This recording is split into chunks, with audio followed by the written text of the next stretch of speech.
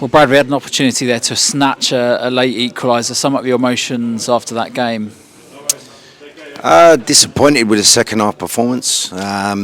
We spoke in depth about how they'll work for a corner or a throw-in, and they play to their strengths, and they will get their chance. And if you're not switched on at the back post, they will score a goal. And this is what they do well. And they've done well, and that's where they find themselves in the league. So fair play to them. They've done what they needed to do. I think it was a bit of a stop-start sort of second half performance from us.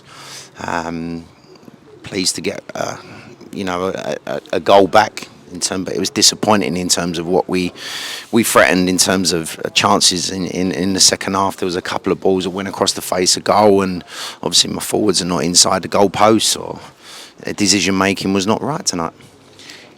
On the balance of play, it didn't look as if Aveley didn't necessarily threaten our goal too many times and didn't get in behind. It's just those two set pieces that has outdone us today. Yeah. So in depth, I wish there was a camera on the wall. I may have to let you come in and listen to what we're talking about. So that's exactly what we said, how they would try and score and how they will score goals if you don't do the horrible things in football. And they played to their strengths. They've done what they need to do in terms of the corners, in terms of set piece free kicks.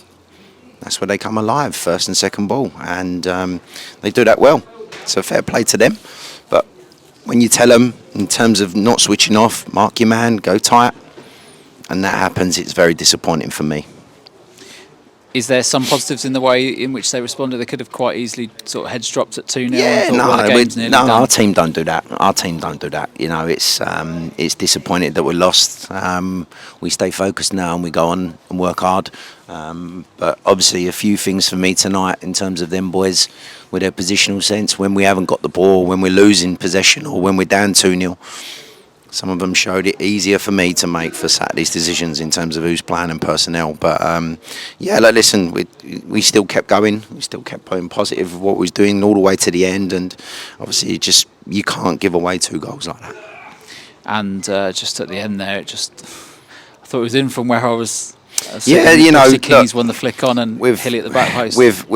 We've peppered them at the end, and obviously we put the work in and the graft and put the ball into areas where people should be, and my defensive people have nearly scored rather than my forwards, and I'm disappointed with what we've been working on and what we asked tonight in terms of how we was going to hurt them.